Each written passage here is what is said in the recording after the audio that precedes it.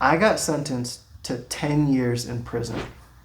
I've been debating filming this video for the last 3 years now, and honestly guys, I wasn't sure if I ever was gonna get to it. It's not something that I'm proud of, it's not something that I wanted to glorify, but it's something that I do need to talk about, guys. I've been to jail. And not only have I been to jail once, I've been to jail 5 different times, guys. I know. 5 times. Luckily guys, these are all in the past. I'm 35 now. I haven't been in trouble in a long time, but still, it's something that I wanted to talk about. You know, it's weird sometimes kind of talking about these just because it honestly feels like a whole different person sometimes. A lot of times I say I've had like a Forrest Gump life where I've lived just so many different lives, from like skateboarder to graffiti artist to guy in jail to, you know, now I'm a single dad. I've done so many different things in my life, and I try not to let one certain thing just define who I am, which is why I kind of didn't want to talk about, you know, getting arrested or going to jail. It's just, I see so many of these YouTube channels, and it's just guys talking about, you know, what they were doing in prison and how prison was like for them. And guys, I'm not trying to glorify that. That shit doesn't seem cool to me. And it always just seems to be like the softest dudes in the world. It's like guys that are like super tatted up, but you can tell like bro, if you've ever been to prison, if you've ever been locked up, you can just kind of tell. There's guys that look tough, and then there's guys that are tough. And the guys on YouTube that are glorifying all their prison stories are the guys that, in my opinion, just try to look tough. So I was just trying to stay away from that. And I do feel like if the channel's gonna grow, you guys gotta get to know me a little bit better. I know you guys know the basics, you know, you guys know I'm a dad and I'm into weed and sneakers and stuff like that, but there's a lot more to it. So sit back, I got a donut rolled, we got some dabs ready, might bust out some glass, take a few rips. We got a few stories to go over, guys. So before we get into the first story, we're gonna do a little dab. You guys already know we got the bomb here. Go check out the website, guys. These guys, I swear, it's like every couple months they're dropping something new. So go check them out. They got the hot knives now. So before we get into the first story, we're gonna take a dab real quick. So we got the bomb here, we got the hot knife too. If you guys haven't checked them out yet, go check out the bomb website. I got a discount code if you guys wanna save some money. They got a bunch of different stuff, guys. I swear, like every couple of months, they're dropping a new rig. If you guys remember a couple videos ago when I said that I used this thing for like the whole night at that event and it still was charged, I still haven't charged it, guys. So this first story, guys, I wasn't even 18 yet. I was 17 the first time I went to jail. I was a junior in high school. So at my high school, they had this thing called a career center where the juniors and seniors, they could go over to this building and they could learn different careers. Like if you wanted to be like a mechanic or a nurse or like join culinary arts, you could do all that. But me, I went to welding class. I didn't even want to be a welder, guys. I just joined it because all my friends were in it and we could smoke during class. Like we weren't allowed to smoke, but if you guys have ever been in a weld shop, they have vents that draw out all the smoke. So we would just take a little hit off the bowl, blow the smoke out, and we'd be fine. So out of the blue, this dude Jacob, right, decides he's gonna snitch on us. I don't know why. He smoked too. And so he goes to the teacher, tells him that we've been smoking weed. Teacher comes to us and was like, hey guys, you guys been smoking cigarettes? And I'm like, nah, bro. So he checks, doesn't find any cigarettes, lets us go. So after class though, I'm pissed. I'm like, bro, what's going on? Why would you do some shit like that? Like at the time, I was selling a little bit of weed, he was selling weed, and there was times I would buy weed from him if I didn't have weed in class. So like it didn't make any sense for him to go tell on us. So we get out of class and we're walking out and I catch him. Immediately I catch him, instantly we start fighting, right? So I push him up against my dude Trav, had this piece of shit, man. If you guys don't know, your car in high school is never a good car, but that's usually the car that you love the most. So my dude Trav, he had this blue, like this navy blue bubble, right? Rusted out, junked out car. So I push Jacob, right? Boom, he hits the car. So I swing on him, right? Boom, connect. I grab him and I dump him onto the ground and I get him on top of him and I'm in a full mount. I'm not trying to sound like a badass or nothing, but this is just the way the story went, guys. So I'm on top of him, full mount, and I'm just going to town, right? And everybody, you guys know, high school fights, everybody's just circled around you. Everybody, you know, half the crowd's like, go, go, go. The other half's like, bro, stop, we're gonna get in trouble. I'm not hearing none of that. Bro just told on me. So I'm on top of him. I'm going to work, right? Boom, boom, boom, boom. He looks up reaches his hand out, sticks it inside my nose. I still have the scar right here. So he put his finger in my nose and ripped it. Straight fish hooked me, guys. And so I got this little tiny scar. You probably can't even see it, but he ripped my nose, right? So I'm bleeding a little bit. My dude Eric, you guys have seen him in the videos before. He grabs me from the back, pulls me out. My other dude Nate grabs Jacob, pulls him away. I'm like, cool, fight's done, over with. You know, teachers didn't come out, nothing happened. Start walking away. We go back to our class. You have to walk through a parking lot from the career center to get back to the high school. So I walk back to the high school. I go to class, guys. I'm sitting there chilling. So I'm sitting in class. I might be there for like 5 minutes. Speaking of 5, I gotta click this thing 5 times. I forgot to take my dab. So I'm sitting there for like 5 minutes. Next thing I know, cops walking in. I don't know if your guys' school had them. My school had a cop that was always there, and they would rotate. There'd be like a couple different ones. But cop comes in, he's like, hey, you gotta come with me. I'm like, all right, bro. I kind of already know what's going down. You know what I mean? Like, there's only one reason you're coming to get me.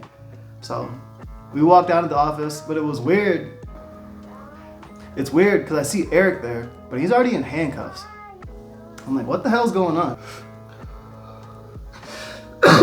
So the cop tells us that they know that we jumped this kid because of how bad that he was beat up.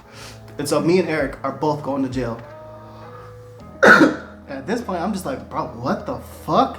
I feel so bad. Like, bro's looking at me like, dog, are you serious right now? The cop was super chill though. He let us ride in the same cop car over there, and he was actually telling me, he was like, bro, if dude told on you guys for smoking cigarettes, why didn't you just beat his ass after school? No problem. So we pull up, and depending on where you're arrested at, you're either gonna go to the city jail first or the county jail. So we got arrested at school. They took us to the city jail, and I'm not gonna lie, guys, this was probably like the most chillest time I've ever been arrested. We get there, take the handcuffs off. They don't search us. They don't put us in a cell. Like, they put us in a cell, but they didn't lock the cell. So like, we're just up, like walking around. Everything's chill, no problems at all. We're there for like a few hours. We get lunch there. If you never had lunch in the city jail, it's trash. It's like applesauce and a bologna sandwich. It's the worst thing ever. Like, breakfast, lunch, and dinner, same thing. But then they do a shift change, and second shift comes, and they're like, hell no, what are you guys doing out of a cell? Get in there. Like, straight treated us like we were grounded like some little kids, like, get in there. So we go into the cell, boom, slam it shut. Now we're feeling it, like we're in jail. And we don't know, like, we didn't get phone calls, nothing. Like, you know how if you go to jail, like, you get your first phone call for free? No.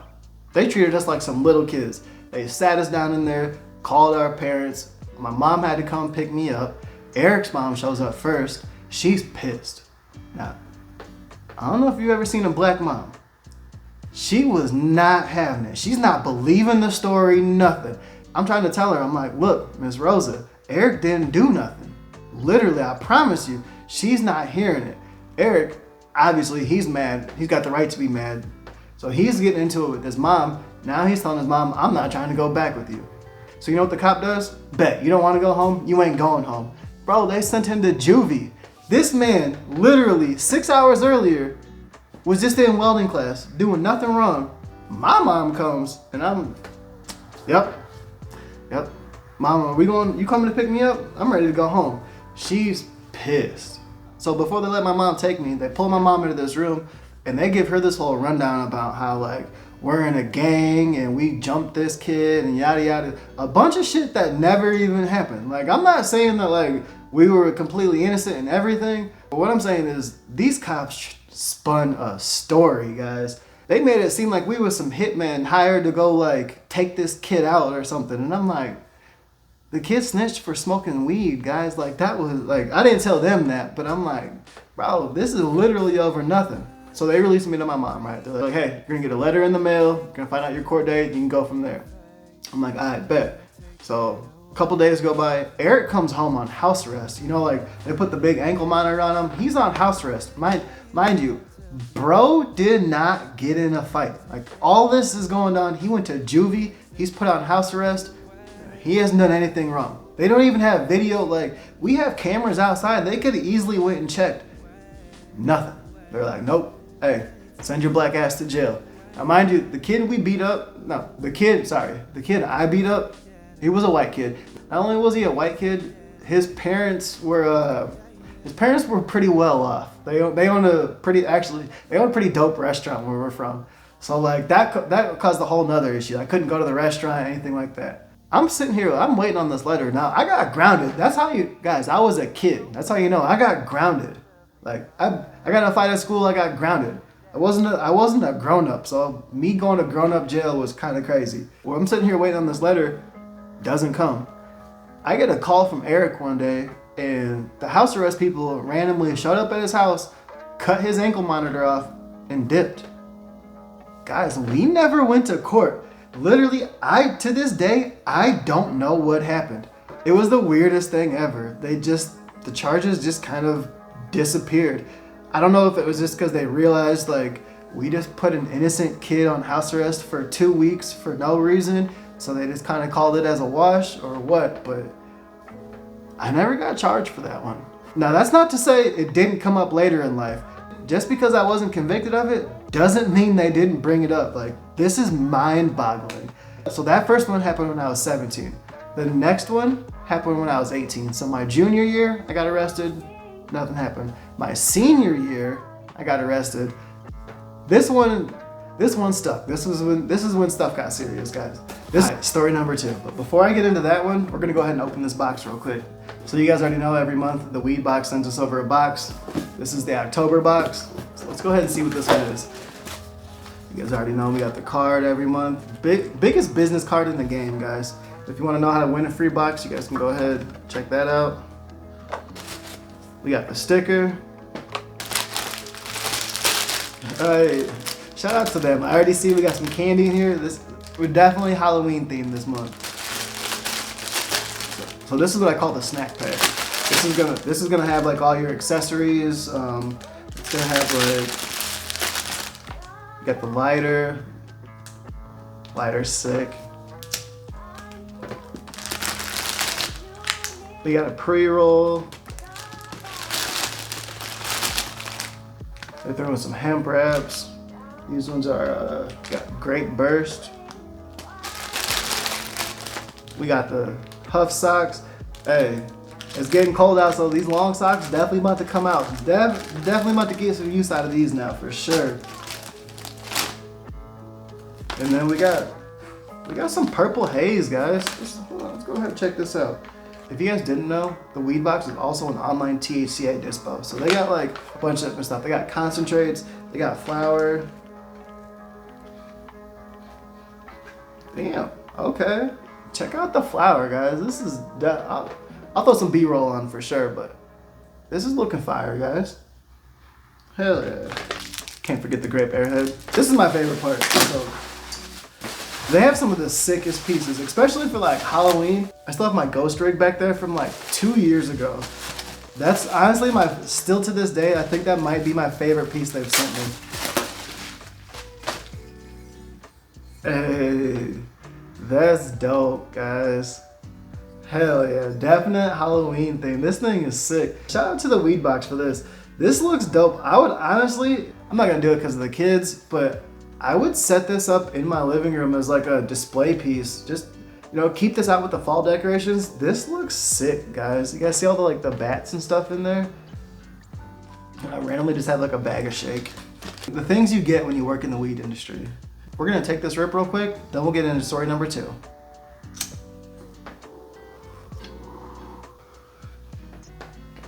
I definitely need a little bit more water in there. Man, she rips.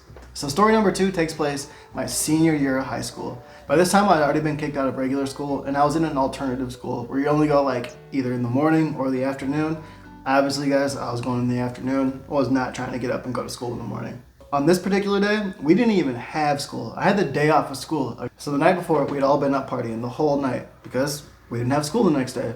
So, you know, we've been up drinking, been up smoking the whole night. I'm not gonna put the guys' names out there just because, you know, since then, one of the guys has passed away. Another guy I'm not in any contact with, and so I don't know where he's at in life. I don't want, he could be super successful. I don't want, you know, this to get out and, you know, bring his name down.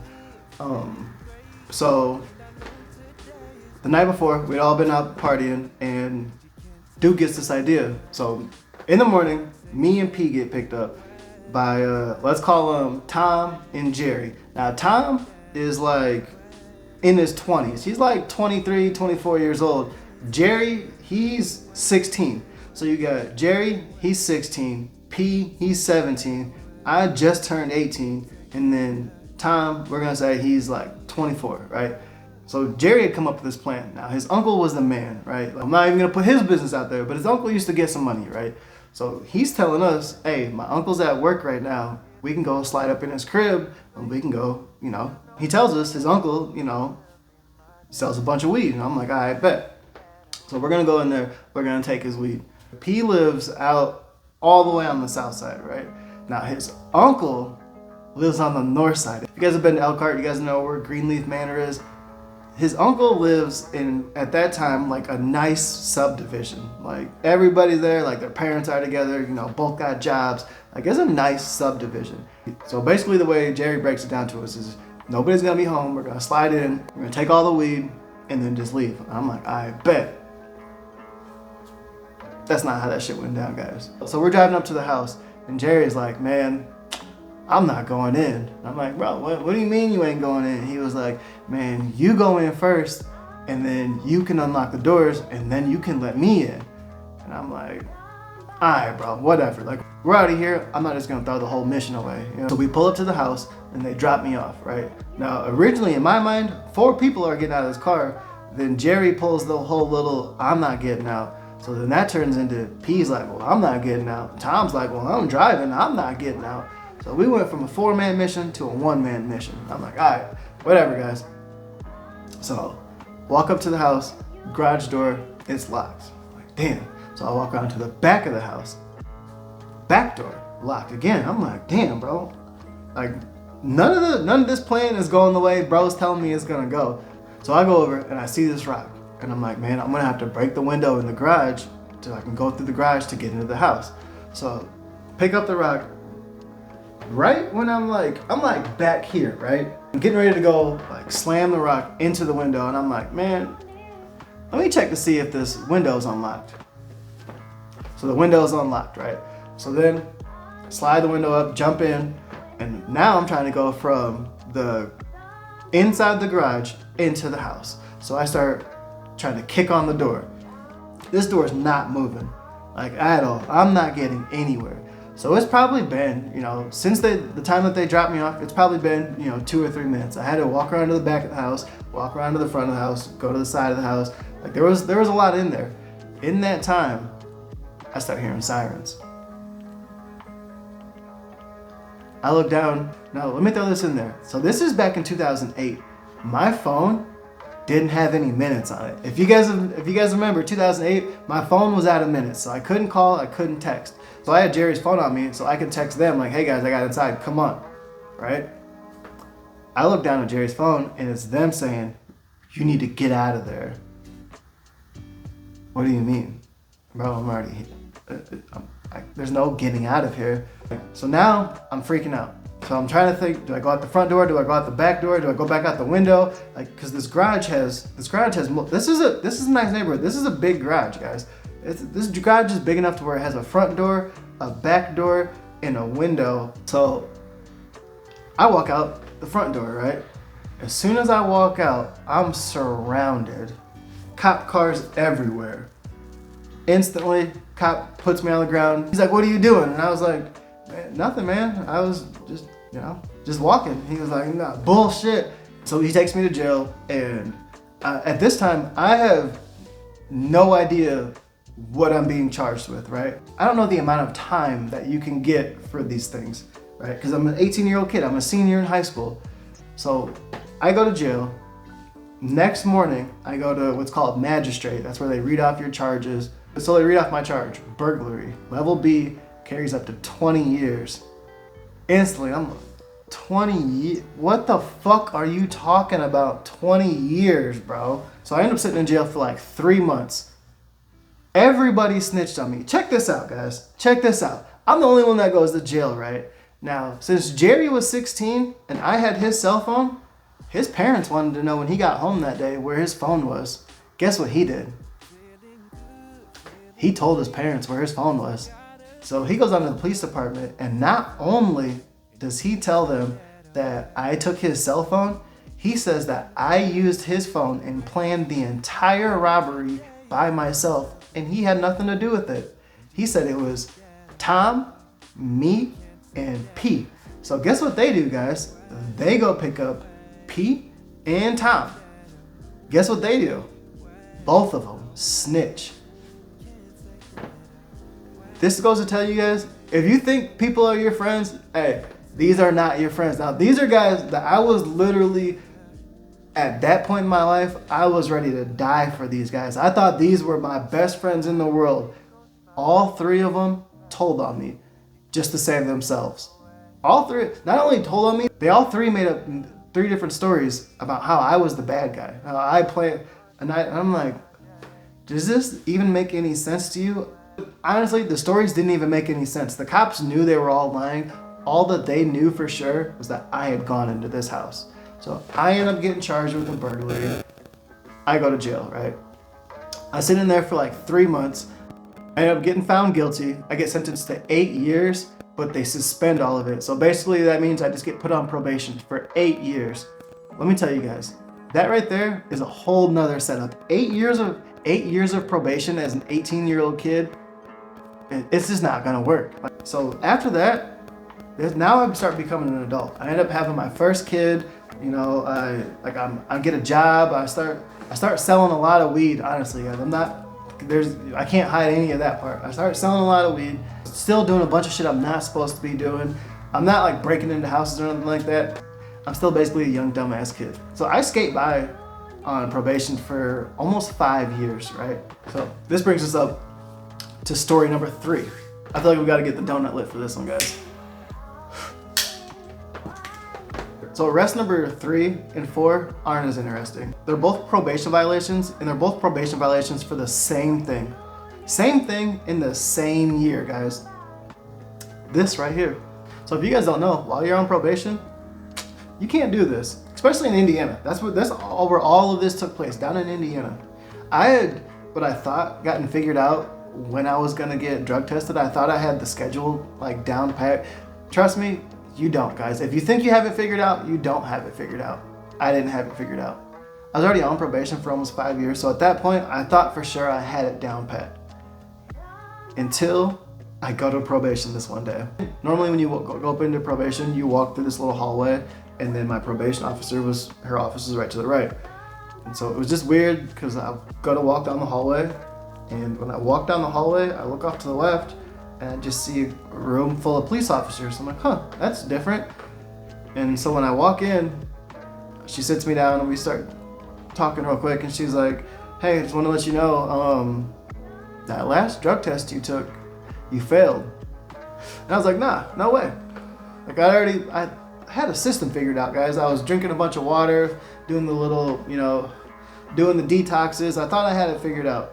I'm like, no, there's no way. And she's like, no, that's not even the problem. She said, not only did you fail a drug test, you missed the court date for failing a drug test. And I'm like, definitely not, no way. She's like, yeah, so I'm gonna have to violate your probation.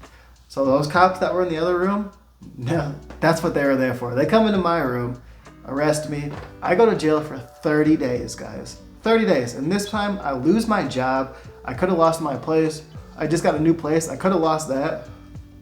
And you know why? I go to court, and this is what the judge tells me. He says, I wanted you to come and learn a lesson. He said, you didn't even miss a court date. I just had him say that you missed a court date so that your probation would be violated, and you'd have to come sit down and you'd have to come talk to me. I was just floored at this time. I thought for sure, he was gonna send me to prison. He wasn't. He just wanted, to teach me a little lesson. He said, just don't let it happen again. Basically, they send me to a drug evaluation. Now, the first time when I was 18, they made me do a drug evaluation too. And since I told them I smoked weed, they made me do drug classes. And so when I went the second time, did another drug evaluation, they basically were like, nah, I'll break down the whole story. But I didn't end up having to do drug classes that time. So I get off pretty easy that time. Sit for 30 days, get out. So then like 6 months goes by. Now it's December and I've taken another drug test and I have yet again failed another drug test. So now I'm back in jail, but this time I was smart. This time I did get a letter saying I had failed a drug test and that I had violated probation and then I had a court date. So I paid for a lawyer. I was out of jail within 10 days. He got me out of jail, no drug classes, nothing. The judge just basically told me,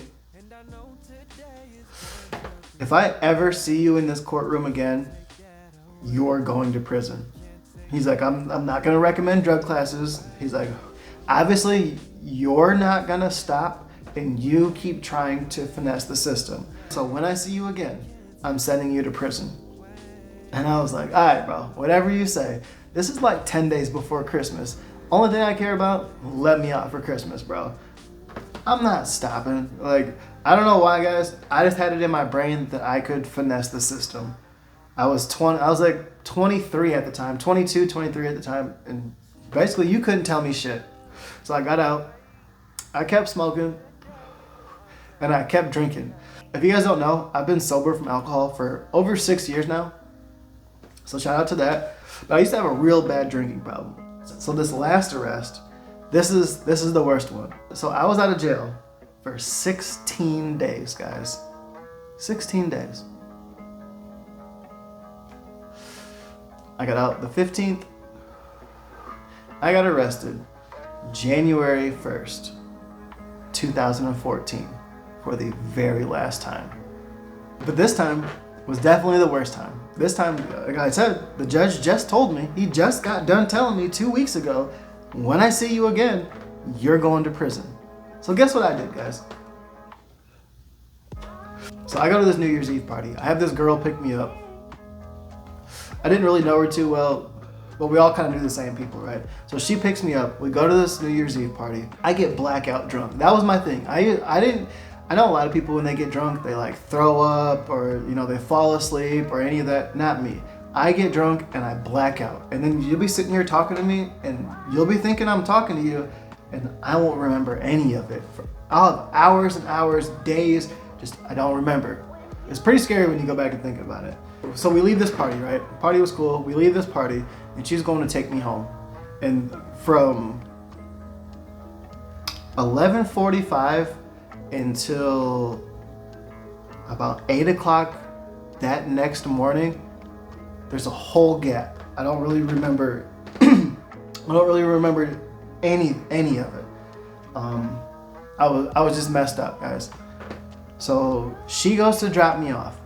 Now, mind you, all of the houses pretty much look the same in where I lived at, right? And so she drops me off at the wrong house. So I walk in, not knowing. I just walk into the house, walk like I'm gonna go, you know, I'm home. I'm not home. The homeowner is home though, and he is not happy to see me. You know what the homeowner also has? Homeowner also has a family. Not only does he have a family, he's got a big ass shotgun. So you know what he's gonna do? He's gonna protect his family like he's supposed to. That man beat the shit out of me, guys. I don't remember any of this. This is all from going back and reading the arrest record and all of that. So the guy basically just pins me down, puts the gun to the back of my head, and calls the cops, waits for the cops to get there, and I go to jail. The first thing I remember is I remember waking up in the county and looking at there's like a bullpen, right? And I just remember waking up and I was have you guys ever seen those chairs that they put you in where they strap you down for like the people that are like acting crazy? I was in that, but I wasn't strapped down. I was just sitting there. So I go up and I ask her like, what the fuck is going on? Like how am I here? And she just gives me the saddest look. And she was like, baby, you don't remember? And I'm like, what is going on right now? Like now you can see it in my face. Like I'm like freaking out now. And so she tells me that I got arrested for a residential entry. And basically what that is that's when you walk into the wrong home, guys. Now, mind you, I'm on probation for a burglary, for purposely entering the wrong home. But now I'm being charged for accidentally going into the wrong home again, after just getting out of jail 15 days before. If you guys can already kind of tell where this movie's going, I'm fucked. So I go to court, I hire another lawyer, and the judge is over it, guys. Like, he just told me, like, he's not okay, they're not liars. And don't try to call their bluff. He told me he was gonna send me to prison. He did. He gave me the whole 8 years of my backup time, plus an additional 2 years. I got sentenced to 10 years in prison.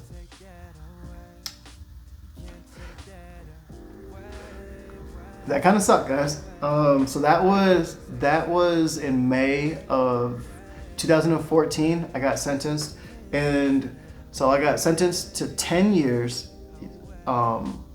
He gave me the 8 years in prison, and he gave me the 2 years in a work release center with 6 months of that suspended. So you're gonna do 4 years in prison, you're gonna do 9 months in work release, and you're gonna do 6 months of probation. That's basically what it comes down to. Now, with I already had some time served from the other times I'd been arrested, and I went to prison. I actually did, what I was supposed to. I did some classes. I did a rehab program. I did some trade schools. I did a few different courses in there, and I ended up getting 9 months in time cuts. All in all, I ended up doing a little under 3 years in prison. I ended up doing 13 months in work release, and I did 2 years of parole and 6 months of probation. And honestly, guys, I'm super lucky. That's all I got. They had every right to shoot me that day. And I wouldn't be sitting right here right now. I wouldn't even have a second kid. My first kid wouldn't even have a dad, which would be crazy because I'm a full-time dad. It's crazy how much my life did change off of single instances, right? It wasn't like any of those things were actually planned. It was all wrong place, wrong time, doing the wrong shit. It definitely changed me, and I think it definitely changed me for the better. I definitely appreciate things a lot more, for sure. I look at things, I look at people a lot different. That's for sure. I don't take shit for granted, because I know how easy I know how easy and how fast shit just goes left. You guys remember my story from a while back, from when I got pulled over with the carts in my car? That right there, I could have went to jail for that, guys. Just small things like that. That's one of the main reasons I don't even like going back to Indiana. I've been there, done that. I don't want to do it again, guys. But I don't know. I kind of just want to share those stories with you, just so you guys can see. One, it doesn't have to define who you are, for sure. That shit happened. I got arrested over 10 years ago. You know what I mean? I haven't been arrested since. I know a lot of people they get locked up and that becomes their identity. They get out and they make whole YouTubes about it. Me, I kind of put it in my past and I move forward from it. Now I just kind of focus on the positive things. I focus on being a dad, focus on working, focus on the good shit. I literally, none of those people from any of those stories I even see anymore. What's crazy, the girl that dropped me off at the wrong house, she's now a middle school teacher. So it wasn't even she was out doing anything wrong. It was just, she accidentally dropped me off at the wrong house. She wasn't a criminal. I wasn't even trying to be a criminal that day. This just kind of goes to show that no matter where you've been, you can definitely overcome that shit. You can definitely come up, bro. You definitely it's definitely harder. You gotta work. You can definitely pull through that shit. And if you haven't been through that shit, use this as a good lesson, bro. I lost so many years of my life for small, stupid shit. And what's crazy is I went to jail for drinking that day, and that's not even what made me quit drinking. That's gonna be I'll give you guys that in a whole nother story. If you guys have been vibing with these stories, kind of let me know. I know it's kind of been all over the place. Donuts out of here, guys. Before we head out, I do want to give a shout out to the Weed Box one more time. Make sure you guys go check them out. Check out their $49 boxes. Those things are fire. I am kind of thinking about pivoting the channel. I wanna do more than just sit here and tell you guys like what this tastes like. I have some stories, guys. I have some things. I have some things we could talk about. I got some wisdom for you guys, I guess. If you guys want to hear some more of these stories, definitely make sure to sub. But till next time, peace.